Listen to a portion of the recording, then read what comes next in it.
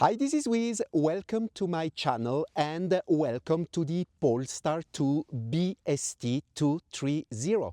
It has been exactly 14 months since I have collected the Polestar 2 BST, and I think it is the right time to tell you what I like, what I dislike about this car. Let's get this done, and quickly because it's freezing cold.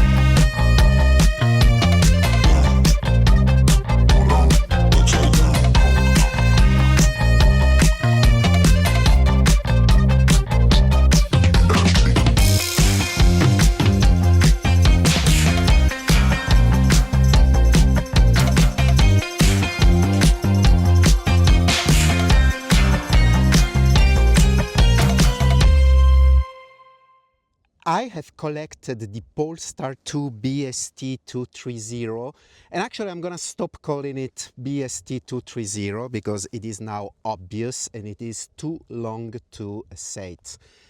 I have collected the Polestar 2 exactly 14 months ago. It was on November 6th, 2023.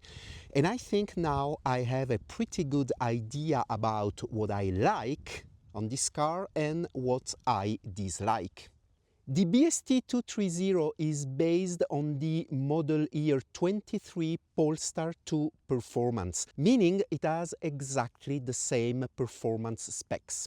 More on that later. We're talking about a dual motor setup with 476 horsepower and 680 Newton meters of torque. It does the 0 to 100 kilometers an hour in 4.4 seconds. There are a few differences between a Polestar 2 performance and this BST. The car is all painted in the same color, meaning if you compare this BST with the performance one, you have all the lower bits of the car that are in black plastic, while on the BST everything is painted the same color. The car sits 1.5 centimeters lower compared to the performance. The car has a 21-inch wheels, forged wheels, but I'm actually on winter setup. So those are aftermarket winter wheels with 20-inch alloy rims. Also, the Polestar 2 BST230, I've said it again. The BST230 comes in two colors, the black and this exclusive nebula green color. You don't find this color in the Polestar configurator. It has a 20 ways, I repeat, 20 ways all-ins adjustable dampers. You can adjust in the front by turning here. But the weird thing is that if you want to adjust the rear one, you have to jack up the car, take out the wheels, take out the protection, and then you can have access to the rear dampers. Another difference is the aluminum strut bar that you can't see it right now. It is under the plastic cover. Difference on the interior compared to the standard performance version is the Alcantara trim on the seats and on the steering wheel. Let's start now with 5 things I like about this car. The first one would be obviously the look. This BST230 execution adds all the things that I've just mentioned, making this car way more desirable compared to a standard Polestar 2. When I first saw the Polestar 2, I wasn't really that attracted by the car. But looking at the BST, and especially with the 21-inch wheels that I don't have right now, all the other bits, and also the fact that it has an integral paint on the bodywork, makes the car way more beautiful. What do you think? The second thing I like is the kind of exclusivity. Polestar is a niche brand, you don't see a lot of them on the road, and even less in this BST configuration. More on that later. So it makes this car kind of exclusive. I get asked quite a lot about what this car is and what is this BST specific version. The third thing that I appreciate about this car is that despite being an electric vehicle, it feels like a normal car, meaning that things like the all-in suspensions, the Brembo disc calipers, the strut bar, and the cabin that I will show you later makes this car feeling like a conventional internal combustion car. Talking about the cabin, you don't have just an iPad slapped into the dashboard. The cabin also feels like a normal car. Another thing that I like about this car are the performances. As a reminder, it has 476 horsepower. It does the 0 to 100 kilometers an hour in 4.4 seconds.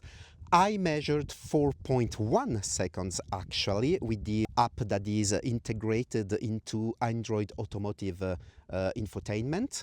This car, despite having the same performances as the standard performance version, is quite quick. And finally, the fifth thing I like about this car is what I call the Volvo feeling. The Polestar 2 is based on the Volvo chassis. It is actually the same base as the Volvo XC40, meaning that if you are into Volvo cars, you will feel at home, as there are quite a lot of cue reminding that this car has Volvo roots. For example, the headlights are typical Volvo and all the front fascia also.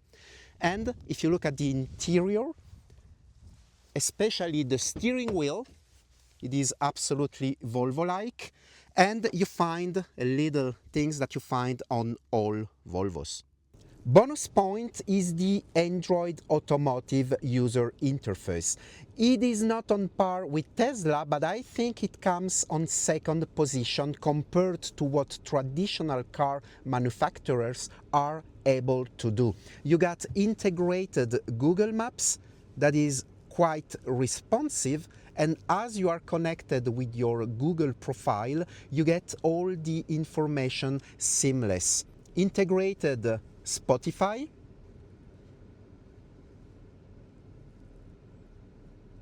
quite snappy, and you get access to some more apps through Google Play Store. This is an 11-inch screen, and then you get the driver one, which is a 12-point-something screen, if I remember correctly. And here you can have displayed also, let's turn the car maybe, let's select the gear. You can have displayed these basic informations, or by pressing this button, you get the map. And this comes very handy if you wanna, let's say, see the music you are listening or just keeping it this way, but while being able to have the maps informations. And also by having the maps informations on the driver display, it is less distracting than having to glance here on the side. And now let's talk about 5 things that I dislike about this car. The first thing I dislike is the cabin space. This car being based on the Volvo XC40 platform, the cabin is really cramped. You don't have a lot of space, especially if you compare to my previous car, the Tesla Model 3. And also you got this massive center console that is really full, meaning you cannot put anything underneath, and it takes quite a lot of space. Polestar markets this as giving you a cockpit feel. What do you think? I would say meh. The space is limited also on the back seat, especially if you got a dog thing like I do. You really don't have a lot of place. It is okay, but considering the length of this car, it is not that big if you compare once again to, let's say, a Tesla Model 3. The headroom is okay, giving the panoramic sunroof, but my head is very close to the side. So if I would be sitting here on a bumpy road, there are chances that my head would really knock quite a lot of times. I'm just nitpicking here. The second thing I don't like is the high energy consumption and therefore range. The Polestar 2 being based on an internal combustion engine platform and being also very heavy, 2.2 tons, and a few other compromises, makes this car not being that energy efficient. Charged at 60%, I now have 230 kilometers of range, and we know that is less in real world. Let's not forget that the temperature now in winter is quite low, but if I charge it now at 80%, I get around 300 kilometers. In summertime, I managed to have 400 kilometers charged at 100%. Fun enough, I wanted to talk about the software bugs of the Polestar 2 a little bit later, but I wanted to show you the energy consumption, and as you can see, there is a bug because, I mean, let's put this back on, 0.6 kilowatt hours consumption on the last 9,000 kilometers, like what? And since I took the car, I drove 1.1 kilometers to get to this location, and look at my energy consumption. This is crazy, and this is obviously a bug. Realistically, I'm around 24 kilowatt hours per 100 kilometers, which is really high, especially if you compare to my previous car, the Tesla Model 3 long range, that had the exact same power but was weighing 1.8 tons, so way slimmer than this car. I was around 19 kilowatt hours per 100 kilometers. To be fair with Polestar, in the model year 24 they introduced new motors, lowering the energy consumption and having more range. But as I said previously, the BST230, like the previous BST270, is still based on the model year 23. Therefore, you don't get these advantages. The third thing I don't like about my car, and we had an example just a couple of minutes ago, are the continuous software bugs. I know that Polestar is a brand new company. I know that they are doing the best they can to have things sorted out. And to be fair, since I got my Polestar 2 14 months ago, I got already quite a few software updates that helped adjusting things that were not working, but also created some new problem.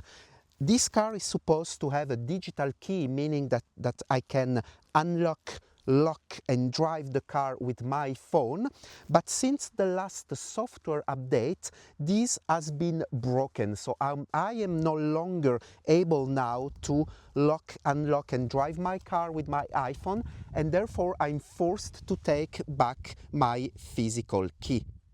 Polestar sold me this car as being a very limited edition, 230 units worldwide, and therefore being a very desirable car. But thinking that this version was introduced back in March 2023 and you could still buy one by December 2024, tells a lot about the struggle that Polestar is having on selling these cars and on selling the Polestar 2 globally. I mean, who would put almost 20k more to have this exclusive BST version where you can have the almost exact same car by buying the performance one? I managed to buy this one because I got a fleet discount, and also Polestar made me quite a crazy deal. 2024 Polestar sales are lower compared to 2023. Company is not delivering according to investors. Volvo sold the majority of their stakes back to the mother company Geely. CEO has been replaced with a new one, and generally Model 3 and Model 4 are not selling that well yet. This isn't really encouraging for the brand's future, and I'm really questioning myself whether I've made the right decision to buy a car from such a young company that has an uncertain future. One last thing that it may be good to address is the perceived quality. While I do think that the cabin quality is a little bit higher than compared to a Tesla, there are a few annoying things like some hard plastic everywhere, here on the doors as well, and also some squeaky and moving parts like the armrest. And don't get me started about this piano black. Piano black everywhere on modern cars. Why? Just why? In conclusion, while I like the general look of the car, I enjoy the exclusivity and the performances, I feel concerned about the resale value of my car and EV in general, especially Polestar. Polestar, as I said before, is a niche car manufacturer, and when you want to sell your Polestar 2 and especially this limited edition 230 BST, you will have to find that one person that wants to buy this car. Do I regret my purchase? Mixed feelings. I enjoy driving this car every day. I quite like it, as I said, but I feel that I wanna come back to something more traditional. Let's see what 2025 will brings. So there you have it. I've made quite a few sacrifices making this video for you, as I probably walked into a few cows' shit. Please subscribe to my channel and activate the notification bell so you won't miss a thing. Thanks for watching this video. I'll see you on the next one. Bye bye.